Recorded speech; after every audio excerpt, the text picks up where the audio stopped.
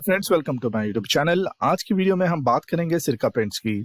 आज की वीडियो बनाने की मेन रीजन है कंपनी का लेटेस्ट अनाउंसमेंट जो 29 मार्च के दिन हुआ था। इसमें कंपनी ने बड़ी डिसीजन ली है और कंपनी ने बोनस शेयर को अनाउंस किया है और इसी के साथ साथ कंपनी ने रिकॉर्ड डेट को भी अनाउंस कर दिया है। तो आगे हम इस वीडियो में देखेंगे कि कंपनी की शेयर होल्डर्स को कितने बोनस शेयर मिलने वाले हैं और ये रिकॉर्ड डेट कौन सी होगी, और इसी के साथ साथ हम फंडामेंटल एनालिसिस भी समझेंगे इस कंपनी का। जैसे कि आपको मालूम है, इस चैनल पे आपको फंडामेंटल एनालिसिस एनालिटिक्स के थ्रू समझने मिलती है और इसकी दो खास वजह हैं। चार्ट समझने में आसान है, हर कोई कंपनी का परफॉर्मेंस समझ सकता है और इसमें डिसीजन लेने में आसानी होती है। तो अभी तक आपने चैनल को सब्सक्राइब नहीं किया है तो चैनल को सब्सक्राइब कर दें, बेल आइकॉन को हिट कर दें और इस वीडियो को लाइक जरूर से करें। चैनल की वीडियो सेक्शन में अगर आप जाएंगे तो फंडामेंटल एनालिसिस की बहुत सारी वीडियोस आपको मिल जाएगी। आप यहाँ पे जाके और भी वीडियोस देख सकते हैं। मैंने यहाँ पे आई बटन में लिंक भी दे दिया है, इसको भी क्लिक करके आप देख सकते हैं। तो सबसे पहले हम बात कर लेते हैं बोर्ड मीटिंग का जो आउटकम आया है। यहाँ आप देख सकते हैं कि कंपनी ने अनाउंसमेंट किया है, the board has recommended the issue of bonus share in the ratio of 1:1, that is 1 bonus equity share of rupees 10 each for every one fully paid equity share of rupees 10 each held by the member of the company as on that record date। इसका मतलब ये हो गया कि company के share holders के पास अगर एक पर शेयर है तो उसके बदल आपको एक और शेयर मिलेगा। और इसकी रिकॉर्ड डेट हम देख लेते हैं, कंपनी ने कब का रिकॉर्ड डेट अनाउंस किया है। यहाँ पे आप देख सकते हैं कंपनी ने रिकॉर्ड डेट को अनाउंस किया है और बताया है, the bonus equity shares will be issued out of free reserves and or security premiums accounts to the company available as at March 31st 2022। अगर आप ये शेयर खरीदे हैं और उसको डीमेट अकाउंट में होना चाहिए मार्च 31st से पहले। अगर डीमेट अकाउंट में आ चुके हैं तो आपको मिलेगा। याद रखें, एक्स डेट भी होती है, इससे 2 दिन पहले हो सकती है, ये क्या 2 दिन पहले। तो उससे पहले अगर आपने इस शेयर को खरीदा है और आपके डीमेट अकाउंट में आ चुका है तो आपको इस रिकॉर्ड डेट के मुताबिक आपको एक शेयर मिल जाएगा एज अ बोनस। तो चलिए आगे हम देख लेते हैं कंपनी की फंडामेंटल एनालिसिस भी। कंपनी में अगर आप 3 साल पहले इन्वेस्ट किए होते तो कितना आज की डेट पे अमाउंट बना होता, इसको जानने के लिए आपको ये वीडियो को एंड तक देखना होगा। तो चलिए वीडियो में आगे बढ़ते हैं और एनालिसिस शुरू करते हैं। ये कंपनी स्टार्ट हुआ था 2006 में और इसको हो चुके हैं 17 साल से ज़्यादा। और ये कंपनी पेंट्स और टेक्सचर जैसे प्रोडक्ट्स सेल करती है और इसी के साथ साथ कोटिंग्स भी सेल करती है। जैसे कोटिंग्स में वुड कोटिंग्स है, मेटल कोटिंग है, ग्लास कोटिंग्स है और पेंट्स में interior paints, exterior paints, wall primer, wall putty, texture finishes जैसे प्रोडक्ट्स ये सेल करती है। तो अगर बात कर लेते हैं तो 87% इसने इंडिया को अपना कवर कर लिया है और इसके 1580 से ज़्यादा डीलर्स थ्रू आउट इंडिया में हैं और इसकी मैन्युफैक्चरिंग फैसिलिटी फिलहाल 2 के आसपास है। और ग्लोबली की बात करते हैं तो ये 3 से ज़्यादा कंट्री में अभी एक्सपोर्ट कर रही है और जो साउथ एशियन कंट्रीज ही हैं जिसमें नेपाल, श्रीलंका और बांग्लादेश है। सबसे पहले हम बात कर लेते हैं सेल्स की। पहला चेक हमें देखना होगा सेल्स वर्सेस एक्सपेंसेस का। यह मैंने डेटा आपने लिया है, आप देख सकते हैं सेल्स और एक्सपेंस के बीच में गैप होनी चाहिए। तो यहाँ पे आप देख सकते हैं गैप है और यहाँ थोड़ा गैप बहुत कम नज़र आ रही है और इसकी वजह मैं आपको नेट प्रॉफिट की स्क्रीन पे आपको बताऊंगा कि क्या हुआ था। और दूसरा चेक हमें ये देखना है कि सेल्स नीचे से ऊपर की तरफ जा रहा है या नहीं है। तो बिल्कुल भी ये सेल्स नीचे से ऊपर की तरफ जा रहा है, यानी इसमें पोटेंशियल है, सेल्स ग्रोथ हर साल हो रही है। ये देखने के लिए हम देखेंगे हर साल कितनी ग्रोथ हो रही है। तो आप देख सकते हैं हमारा टारगेट लाइन है 10% का और 10% के अगर कंपेयर करते हैं तो कंपनी बहुत ही कम दफ़ा ऐसा है जो 10% से नीचे गई है और बाकी आप देख सकते हैं बहुत ही शानदार सेल्स ग्रोथ की यहाँ पे नज़र आ रही है। हाईएस्ट 123% से ज़्यादा है, और उससे कम की अगर बात कर लेते हैं 39% तक है।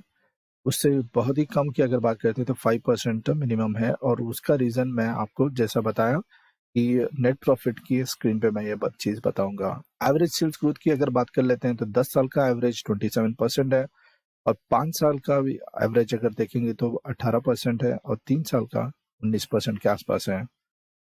ऑपरेटिंग प्रॉफिट मार्जिन जो आपको मालूम है कि एक कंपनी का कोर बिजनेस की प्रॉफिटेबिलिटी मेजर करता है, और ये हेल्प करेगा इसके कॉम्पिटिटर से एनालिसिस करने में। मैंने यहाँ पे आई बटन को दे दिया है, या उसको क्लिक करके इसके कंपनी के कॉम्पिटिटर्स जो हैं उनको भी आप देख सकते हो। ये भी ऑपरेटिंग प्रॉफिट मार्जिन की अगर बात करते हैं तो 15% का हमारा टारगेट लाइन है। आप देख सकते हैं शुरुआती में कंपनी के पास उतना ऑपरेटिंग प्रॉफिट मार्जिन नहीं बन पा रहा था, लेकिन 2015 के बाद आप देखेंगे तो 14% के आसपास बनी है, और उसके बाद आप देख सकते हो 29% हाईएस्ट बनाया है। लेकिन 2021 में आप देख सकते हो फिर से वो 9% आ चुका है। एवरेज की अगर बात करते हैं तो हम यहाँ देख सकते हैं 10 साल का एवरेज 18% के आसपास है, और 5 साल में 20% के पास है, और पिछले 3 सालों का डेटा अगर हम लेते हैं तो 17% की ऑपरेटिंग प्रॉफिट मार्जिन बना रहा है। अभी तक आपने चैनल को सब्सक्राइब नहीं किया है तो चैनल को प्लीज सब्सक्राइब कर दें, और इस वीडियो को लाइक कर दें। तो वीडियो में आगे बढ़ते हैं और प्रॉफिट एंड लॉस की बात कर लेते हैं। और जैसा आपको मालूम है प्रॉफिट एंड लॉस में हम देखेंगे कंपनी की इनकम और कंपनी के खर्च, उसको घटाने के बाद कंपनी के पास बचा कितना पैसा, और ये पता कर सकते हैं कि कंपनी घाटे में है या मुनाफे में है। तो आगे हम देख लेंगे। 10 साल का डेटा हमने ले लिया है, और ये रहे कंपनी के सेल्स और एक्सपेंसेस, और ये ग्रे कलर के बार्स में कंपनी का ऑपरेटिंग प्रॉफिट है, और येलो कलर के बार्स नेट प्रॉफिट है। तो पहला चेक हमारा यह होना चाहिए कि कंपनी नेट प्रॉफिट बना रहा है या नहीं है। आप देख सकते हैं 10 सालों में कंपनी ने हर साल नेट प्रॉफिट बनाया है। और दूसरा हम यहाँ पे बात करेंगे कि जो नेट प्रॉफिट बना है तो हर साल उसकी ग्रोथ हो रही है नहीं। तो आप यहाँ देख सकते हैं कंपनी का नेट प्रॉफिट यहाँ पे घटा है 2020 और 2021 में, और इसकी 2020 का जैसा आपको मालूम है कोरोना का पीरियड था तो उसकी वजह से घटा, और दूसरी वजह थी इस कंपनी में फायर एक्सीडेंट की एक इंसिडेंट हुई थी, जो ये चीज एक्सचेंज को भी बताई गई थी। इसकी वजह से इसका नेट प्रॉफिट इस पर्टिकुलर साल में कम हुआ है। अब ये नेट प्रॉफिट जो कंपनी का बना है तो ये कहाँ पे यूज कर रही है ये देख लेते हैं। वो कंपनी हो सकता है अपने बिजनेस में एक्सपेंशन करने के लिए इन्वेस्ट कर रही होगी, या डिविडेंड्स को पे कर रही होगी, या फिर कंपनी रिजर्व्स को बढ़ा रही होगी, डेट को कम कर रही होगी, या फिर कोई दूसरी कंपनीज में एक्वायर भी कर रही होगी। तो हम इसमें दोनों को देख लेते हैं, डेट और रिजर्व्स को। तो आगे बात करते हैं रिजर्व्स और बोरोइंग्स में, और रिजर्व्स और बोरोइंग्स में देख लेते हैं कि कंपनी का रिजर्व्स और बोरोइंग्स कितना है।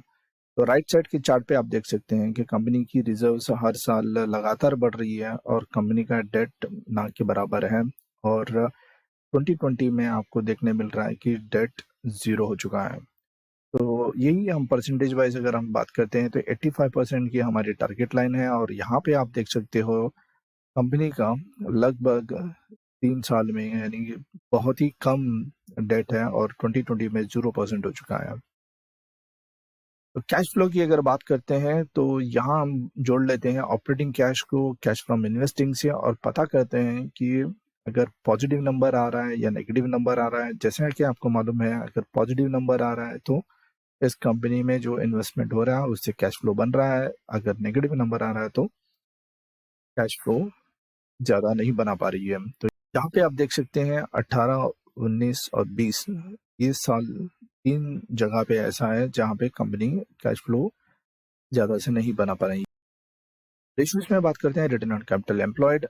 आपको मालूम है टोटल डेट और इक्विटी को मिलाकर जो कंपनी में इन्वेस्टमेंट हुआ है उससे कितना रिटर्न मिला है। तो हम 10 साल का डेटा में हम चेक करते हैं तो यहाँ 15% की होनी चाहिए रिटर्न ऑन कैपिटल एम्प्लॉयड, और कंपनी लगातार बहुत ही अच्छा परफॉर्म किया है, और 2021 में आप देख सकते हैं 11% के आसपास आया है।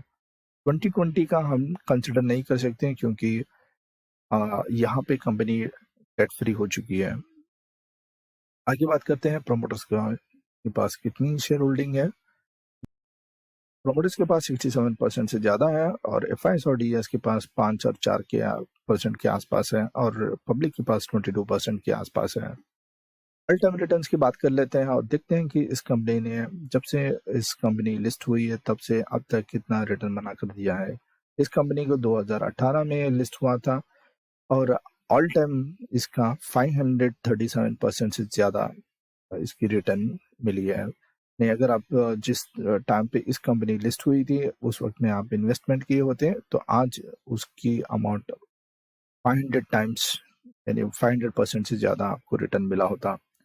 तो मान लेते हैं यहाँ देख सकते हैं आप, अगर ये कंपनी में पिछले 3 साल में आप इन्वेस्टमेंट किए होते तो इसका CAGR की अगर हम देख लेते हैं 49% की, जैसे वीडियो के शुरू में कहा था कि इस कंपनी में आप 3 साल पहले इन्वेस्टमेंट किए तो आज की डेट पे कितना होगा, तो 3 साल का 33,000 आपको बना होता।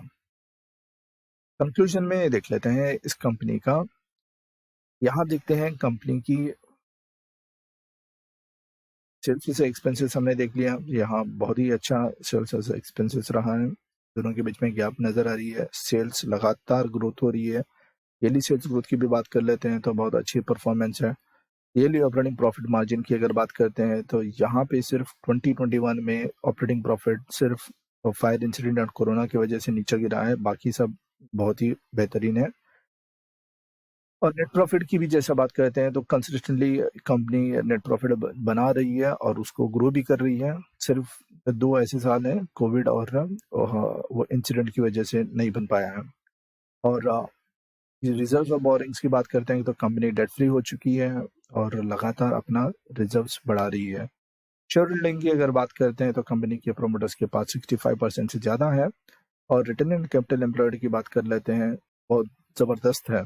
तो आज के लिए इतना ही है। उम्मीद करता हूँ आपने इस वीडियो से कुछ सीखा होगा। अगर अभी तक आपने चैनल को सब्सक्राइब नहीं किए हैं तो प्लीज़ चैनल को सब्सक्राइब कर लें और इस वीडियो को लाइक करें। आपका लाइक करना मुझे मोटिवेशन देता है और इससे दूसरे वीडियोस बनाने में मुझे और भी एनर्जी आ जाती है। तो प्लीज़ आप इस वीडियो को लाइक ज़रूर से करें और अभी तक आपने चैनल को सब्सक्राइब नहीं किया है तो चैनल को सब्सक्राइब ज़रूर से कर दें और इस वीडियो को ज़्यादा से ज़्यादा तक लोगों को तो आप शेयर करें। तो चलिए मिलते हैं अगली वीडियो में।